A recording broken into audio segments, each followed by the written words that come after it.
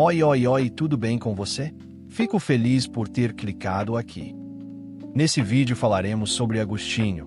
Nesse vídeo você pode deixar só o áudio rolando e ir fazer outra coisa enquanto ouve. Dito isso, aproveite o vídeo. Quando a gente fala de Santo Agostinho, estamos falando de um dos maiores pensadores da história do Ocidente. Ele não foi apenas um filósofo ou apenas um teólogo. Agostinho foi alguém que conseguiu juntar filosofia grega, especialmente Platão, com o cristianismo, criando uma forma totalmente nova de pensar o mundo, o ser humano, o tempo e Deus. Santo Agostinho nasceu no ano 354, na cidade de Tagaste, no norte da África, região que hoje fica na Argélia. Ele viveu num período muito turbulento. O Império Romano estava em crise, o cristianismo estava se consolidando, e as pessoas buscavam respostas para perguntas profundas sobre a vida, o mal, o sofrimento e o sentido da existência. E isso é importante. Agostinho não começou cristão convicto. Pelo contrário, durante boa parte da juventude, ele viveu intensamente, buscou prazer, fama e sucesso intelectual. Ele mesmo conta isso em sua obra mais famosa, Confissões, que é quase uma autobiografia filosófica e espiritual. A busca pela verdade. Agostinho passou por várias correntes filosóficas antes de se converter. Primeiro, ele foi influenciado pelo maniqueísmo, uma doutrina que dizia que o mundo é uma luta eterna entre o bem e o mal, como se fossem duas forças igualmente poderosas. Mas isso não o satisfez. Depois, Agostinho mergulhou no neoplatonismo, uma versão tardia da filosofia de Platão. E foi aí que tudo começou a mudar. O neoplatonismo ensinava que existe um mundo superior, espiritual, perfeito, e que o mundo material é inferior. Essa ideia ajudou Agostinho a compreender Deus não como algo material, mas como uma realidade espiritual absoluta. A grande virada acontece quando ele entra em contato com o cristianismo de forma mais profunda, especialmente através de Santo Ambrósio, bispo de Milão. Em 386, Agostinho se converte oficialmente ao cristianismo. A partir daí, ele passa a desenvolver uma filosofia que une razão e fé. Fé e razão, elas não se opõem. Um dos pontos centrais da filosofia de Santo Agostinho é a relação entre fé e razão. Para ele, uma não anula a outra. Agostinho dizia algo famoso: crê para compreender, e compreende para crer melhor. Ou seja, a fé não é algo cego. Ela abre caminho para o entendimento. E a razão, quando usada corretamente, fortalece a fé. Para Agostinho, a verdade é única, e tanto a filosofia quanto a religião levam até ela, desde que estejam bem orientadas. O conhecimento e a iluminação divina.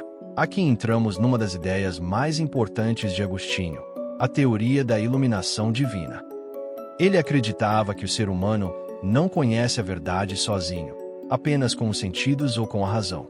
Para Agostinho, toda a verdade vem de Deus.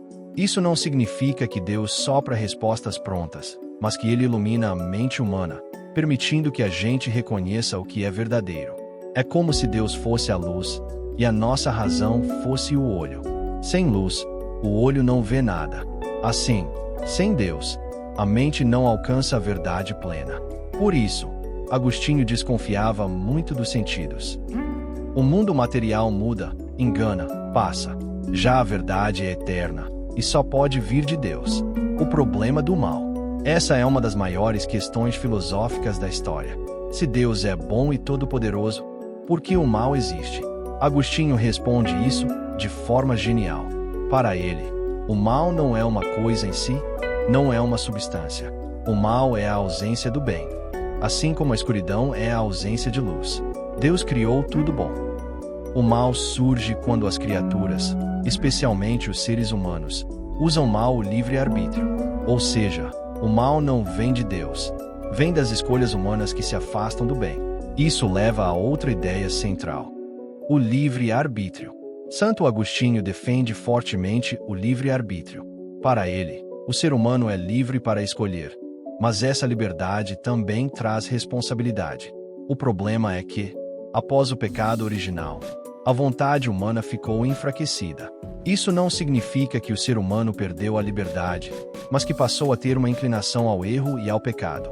Por isso, Agostinho afirma que o ser humano precisa da graça divina para agir plenamente bem.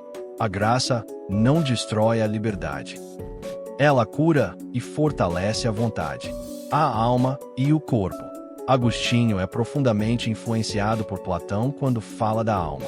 Ele acredita que o ser humano é composto de corpo e alma, mas a alma é superior. O corpo é material, passageiro. A alma é espiritual, racional e imortal. É na alma que estão a memória, a inteligência e a vontade. E é através da alma que o ser humano se aproxima de Deus. Daí vem uma frase famosa de Agostinho: não saias de ti mesmo, volta-te para dentro. No homem interior habita a verdade. Para ele, o caminho até Deus passa pelo interior do ser humano, pela reflexão, pela consciência. O tempo. Aqui Agostinho dá um verdadeiro show filosófico. Ele se pergunta: o que é o tempo? Agostinho percebe que o passado já não existe, o futuro ainda não existe, e o presente passa o tempo todo. Então, onde o tempo existe? A resposta dele é brilhante. O tempo existe na alma humana. O passado vive e na memória. O futuro vive na expectativa. O presente vive na atenção. Assim, o tempo não é algo externo apenas. Ele é uma experiência interior. Deus, por sua vez, está fora do tempo, num eterno presente. A cidade de Deus. Em sua obra A Cidade de Deus, Agostinho responde à crise do Império Romano. Muitos diziam que Roma caiu porque abandonou os deuses pagãos. Agostinho rebate isso dizendo que existem duas cidades. A cidade de Deus, formada por aqueles que amam a Deus acima de tudo.